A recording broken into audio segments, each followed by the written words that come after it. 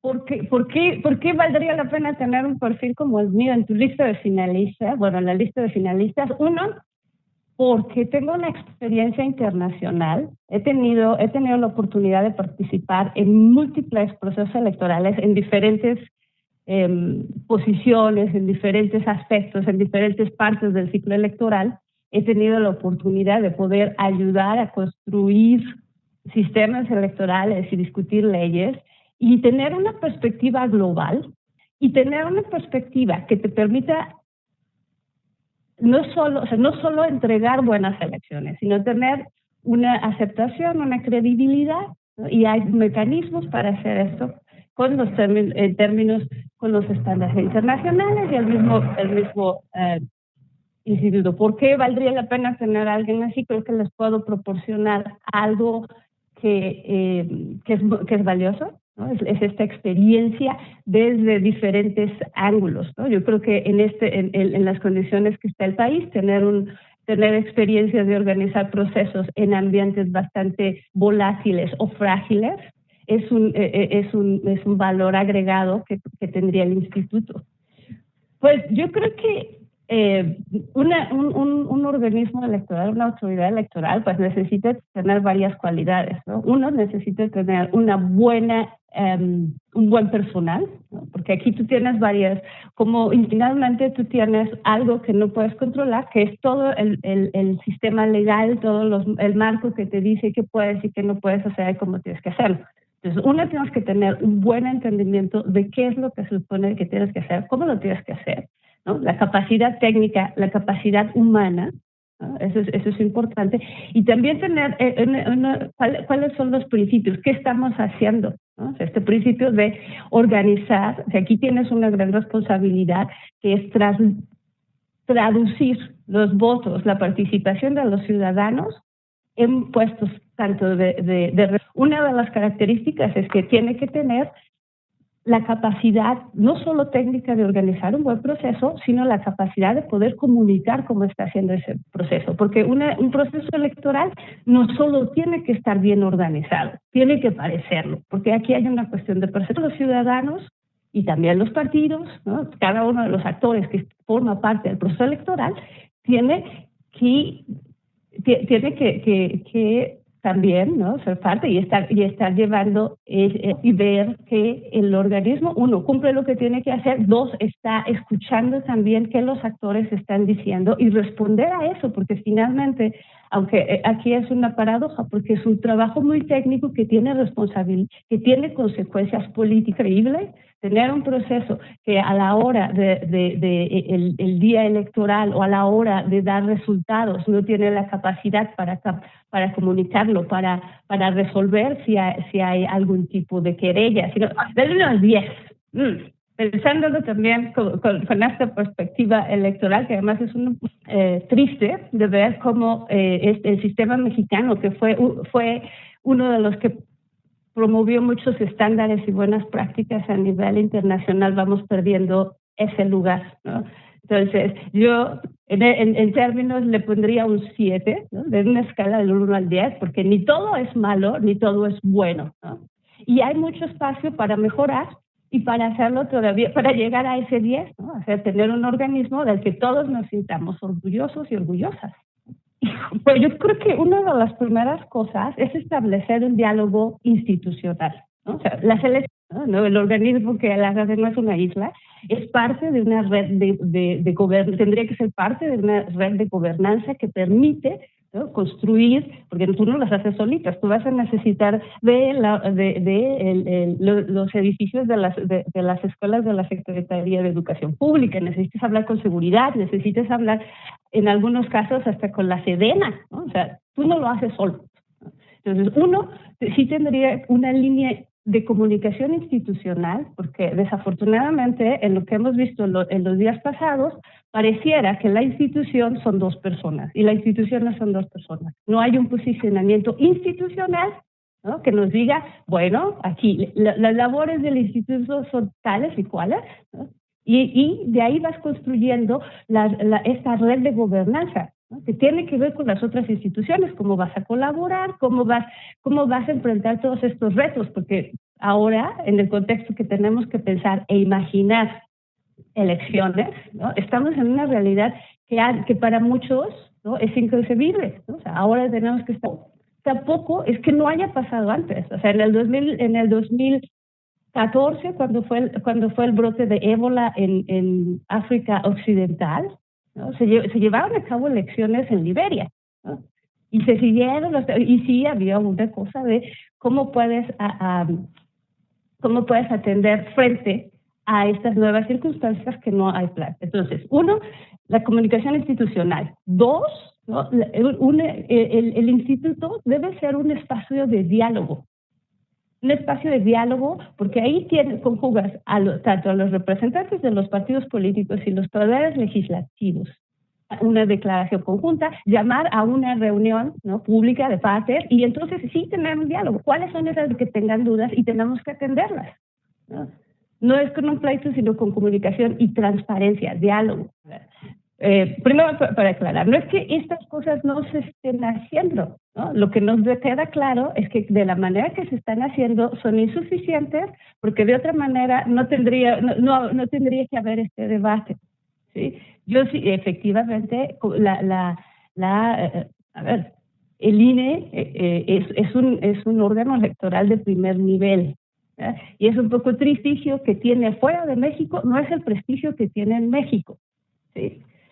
Desgraciadamente, aunque efectivamente sí, claro, si tú ves las estadísticas de credibilidad y si vemos que nos dicen, obviamente hay todavía un gran sombra de duda que la manera, yo creo que aquí hay una cosa de, no solo es que comuniques, tiene que ver cómo comunicas y cómo estableces un diálogo. Como yo mencionaba hace un momento, la percepción de lo que estamos viendo en el intercambio en los últimos días pareciera que la institución es una persona y la institución es un órgano colegiado.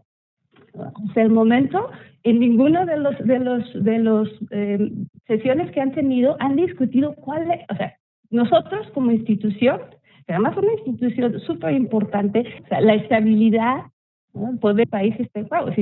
Si ahorita este escenario, en el sentido de que, a ver, yo creo que aquí tenemos un caso interesante, porque hay una sombra de duda. O sea, ya en este momento llega a ser casi irrelevante si es fundada o no. En la opinión pública, en la percepción del público, ya hay esta sombra de duda. Entonces, por ejemplo, cuando dices, la gente sabe exactamente qué está haciendo el INE por idea que además está circulando y va permeando, ¿no?, y ahorita está enrareciendo un proceso que todavía no sucede, ¿no? Y lo que hemos visto en otros países, cuando tú tienes estos elementos de desconfianza, estos elementos de polarización, los riesgos van a el evento electoral, ¿no?, eso es un ciclo, pero el evento electoral es un punto de quiebre. Y no solo, si tú tienes duda antes de que empiece el proceso, los resultados que te proporciona la institución no van a ser aceptados, porque ya hay una sombra de duda incluso antes que empiece el proceso. Ahora, no solo son los ciudadanos, no solo son los partidos, también tienes a tus invitados internacionales que vienen a observar tus elecciones, y mira, por una cuestión de percepción, ¿qué pasó en Bolivia?, ¿no? Porque realmente fue bien hecho, ¿no? El conteo, que hubo problemas, sí, perdón, hay muchas lecciones aprendidas para evitar todas esas crisis. O sea, sí hay manera, no vas a inventar el agua caliente. Que tenemos, yo creo que, o sea, cuando hablamos ahorita de un ambiente que está un poco ya encrispado, con donde desgraciadamente, ¿no?, ya hay una sombra de duda del órgano y del árbitro electoral, ¿no?, que es quien nos va a dar. O sea, aquí ya tienes hay por ejemplo, hay casos muy interesantes que, por ejemplo, con la comisión electoral de Kenia, que ellos tuvieron después de la violencia electoral que pasó en el 2007 y las que organizaron en el 2013 y las que hicieron en el 2017, La institución hizo un programa de comunicación muy interesante, pero además un trabajo, las estrategias de comunicación que hasta ahorita se están utilizando por parte del instituto, que son masivas, de pronto pierden esta particularidad de estos grupos, ¿no?, que finalmente más vulnerables, o los grupos que viven en lugares donde es más propenso a que pueda haber un conflicto, ¿no?, fueron construyendo espacios de diálogo y espacios de participación, y también les da una forma de empoderar a la ciudadanía, porque entonces los vuelves parte de esta solución. Bueno, tenemos varios ejemplos. Tú puedes decir, hay sistemas, aparte de por ejemplo, tuve la oportunidad de observar las elecciones en Perú, y tienen una serie de medidas para las zonas amazónicas, por ejemplo, ¿no?, criteriales con la comunicación. Es curioso porque, por ejemplo, en las zonas más remotas, ¿no?, en el estado de las Amazonas, usan, por ejemplo, el voto electrónico, ¿no? Sabías que es contraproducente, como en estas zonas donde hay menos educación, menos tecnología y hay gente más. Finalmente lo que encontraron, que el proceso para hacer accesible para ellos el proceso de votación, era más simple hacerlo con el sistema de voto electrónico. Este es cuando estás tratando, porque era muy difícil llevar todos los materiales, ¿no? Es más fácil llevar la cajita. O sea, había una cosa de cuesta. Tienes también los ejemplos que hicieron en Nepal después de cuando fue la primera asamblea constitucionalista, porque ahí tenían un problema aunque es un país pequeño, es multicultural, ¿no?, y hay muchos grupos, ¿no? De pronto había cómo empoderar grupos que tradicionalmente no votaban, como durante el sistema de castas, ¿no? Entonces, sí, acciones específicas, y también de ir facilitando los procesos. A ver, si por ejemplo recordamos cuando se hizo el registro para candidatos independientes, ¿no? Era una app que estaba muy bien pensada y estaba muy bonita, pero en la realidad mexicana remota de los indígenas, pues no hay cobertura, no tienen esa tecnología. Entonces sí tendríamos que ir pensando en cómo vas a darles herramientas, y herramientas es que les das información a eso, ¿no?, y que pueda resultar, ¿no? Yo tuve la oportunidad, cuando estaba mucho más joven, de estar... Vamos cerrando la idea, por favor. Sí. Por ejemplo, que estuvimos haciendo en las zonas de Chiapas, en el norte, y una parte, ¿no?, en el 2000, en la zona zapatista se instalaron casillas, porque antes fuimos a hablar a las comunidades, y a las comunidades les preguntamos, mira, consulten a las comunidades, y se instalaron las casillas, y hay un diálogo, y yo insisto, yo creo que tiene que ver más con un estilo de comunicación que la institución, para cambiar un poco más el tono y lograr. Yo cuando leí la noticia de que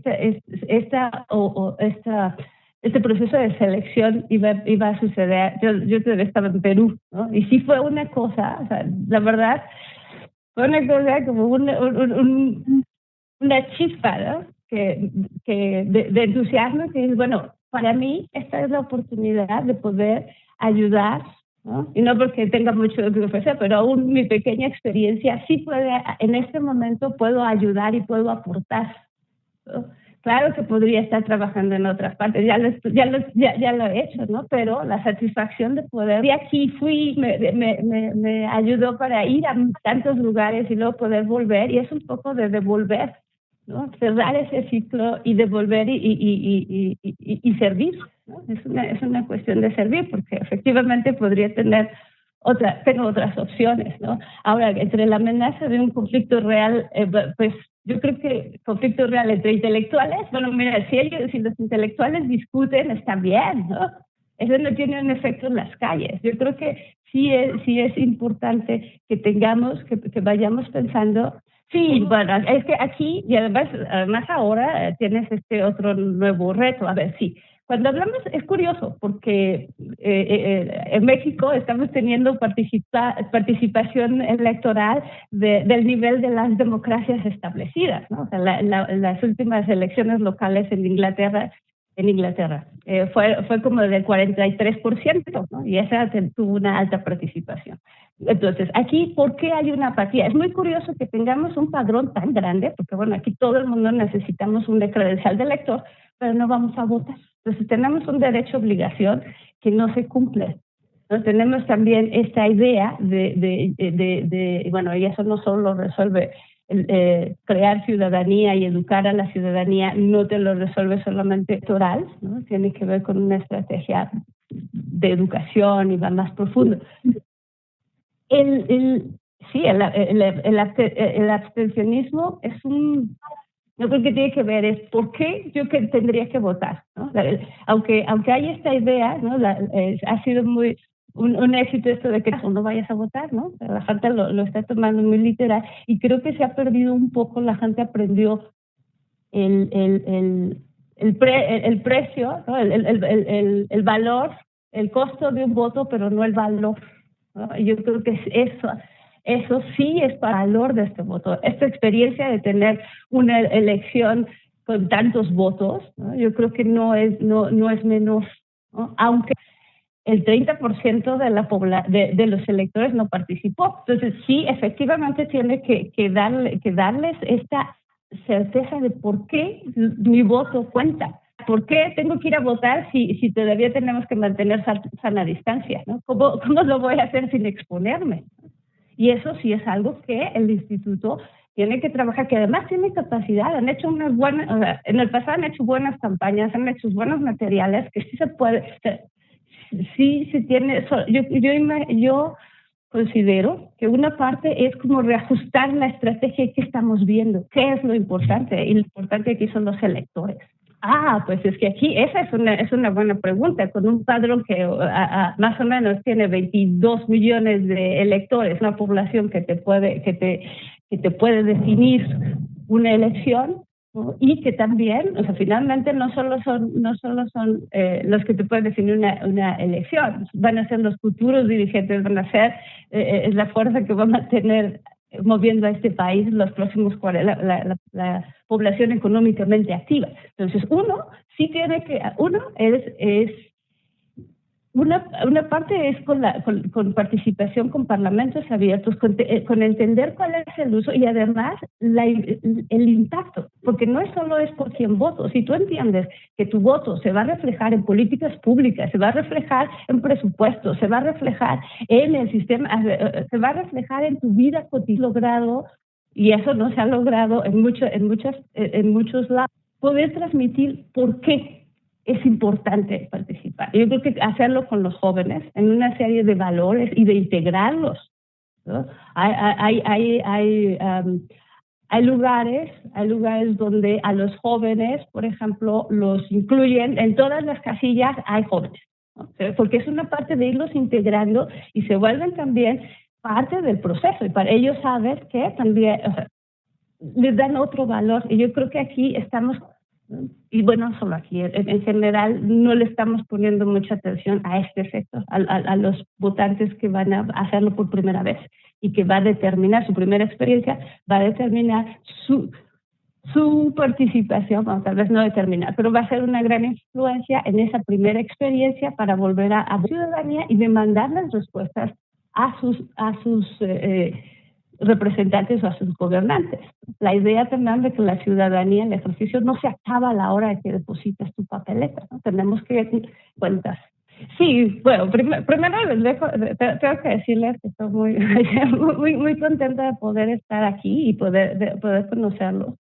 Y también de poder compartir un poco esta visión. Yo considero que hay muchas cosas buenas, mucho que hacer, y también creo que es una oportunidad para que el instituto sí vuelva a tener ese lugar internacional. Hizo unas cosas muy interesantes, logró una cooperación del sur-sur, o sea, el llegar a lugares como Irak que te digan, es que a nosotros nos capacitó el INE. En Somalia yo conocí gente que vino aquí a capacitarse, y hace 5 años que no estamos haciendo esa cooperación internacional, y creo que es muy importante en el sentido de que México es una referencia, ¿no? Nuestro sistema es muy sofisticado y aún así necesita necesita tener un organismo a la altura de todos, un organismo de todos los mexicanos y todas las mexicanas. Muchísimas gracias, maestra.